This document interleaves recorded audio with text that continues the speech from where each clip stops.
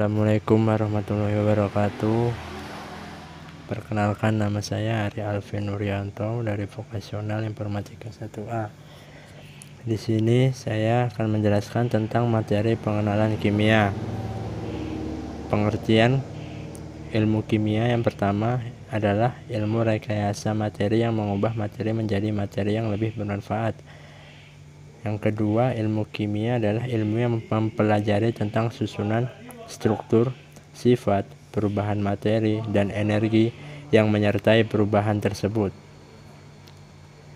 Ruang lingkup terbagi menjadi 3, susunan, struktur, dan perubahan materi dan energinya. Susunan contohnya mister kayu, karbon atau C, mister besi atau besi, F. Struktur contohnya yang pertama arang, karbon yang rapuh atau struktur biasa. Yang kedua intan atau karbon keras dalam kurung struktur kristal. Perubahan energi materi dan energinya contohnya kayu berubah menjadi abu jika dibakar. Pembakaran kayu ini juga disertai perubahan energi, yakni pelepasan energi dalam bentuk panas atau kalor. Hubungan ilmu kimia dengan ilmu lain. Kimia berhubungan dengan fisika, biologi, pertanian, kedokteran, sejarah, ekonomi, hukum, dan lain sebagainya. Sejarah ilmu kimia. Yang pertama pada tahun 3500 sebelum Masehi. Tokohnya tidak diketahui, tapi keterangannya bangsa Mesir mengawetkan mayat, mengolah logam seperti tembaga, timah, dan lain-lain. Yang kedua pada abad 4 sebelum Masehi.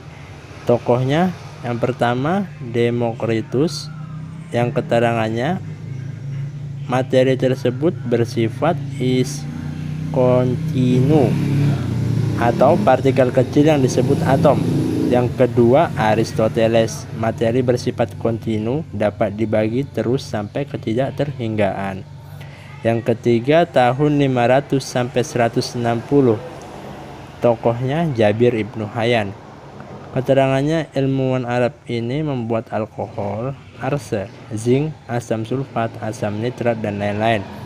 Abad 18 Masehi ataupun yang kita sebut dengan kimia modern sekarang, dengan tokoh Antonio Lavoisier, keterangannya menemukan hukum kekekalan massa.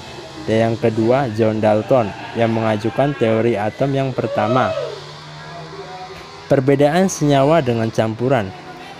Senyawa yang pertama mengalami reaksi kimia, dapat dipisahkan dengan cara kimia, tetapi sangat rumit. Yang ketiga, sifat zat sebelum dan sesudah reaksi akan berubah.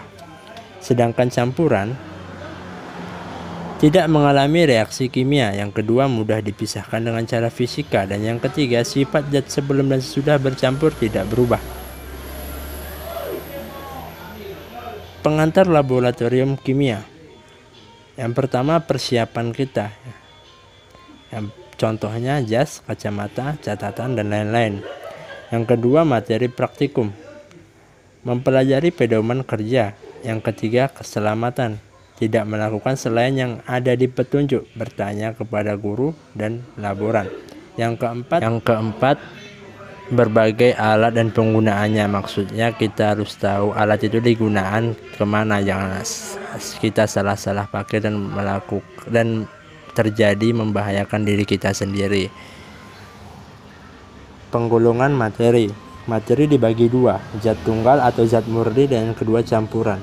Zat tunggal atau zat murni dibagi menjadi dua, unsur dan senyawa. Unsur juga terbagi menjadi 3, yang pertama logam, 2 semilogam, ketiga non logam. Sedangkan campuran terbagi 3, larutan, koloid, suspensi. Penggolongan materi lanjutan. Yang pertama unsur. Unsur adalah zat tunggal atau zat murni yang atom-atom sejenis dan tidak dapat diuraikan lagi dengan cara kimia. Contohnya karbon C, kalsium Ca, oksigen O2, besi Fe, dan lain-lain. Jumlah unsurnya 90 unsur alam tambah 25 unsur buatan. Yang kedua, senyawa. Senyawa adalah zat murni yang terbentuk dari penggabungan dua atau lebih atom yang tidak jenis dengan perbandingan tersebut. Contoh, air, H2O, karbon dioksida, CO2. Yang ketiga, campuran. Campuran adalah penggabungan dua atau lebih zat murni tanpa mengalami reaksi kimia. Contoh, air tambah gula sama dengan larutan gula. Partikel-partikel materi. Yang pertama, atom. Atom adalah bagian terkecil dari unsur. Yang kedua, molekul. Molekul terbagi dua. Yang pertama, molekul unsur dan molekul senyawa. Molekul unsur adalah atomnya sejenis. Molekul senyawa atomnya berbeda jenis. Yang ketiga, ion. Partikel bermuatan listrik yaitu monoatomik dan poliatomik.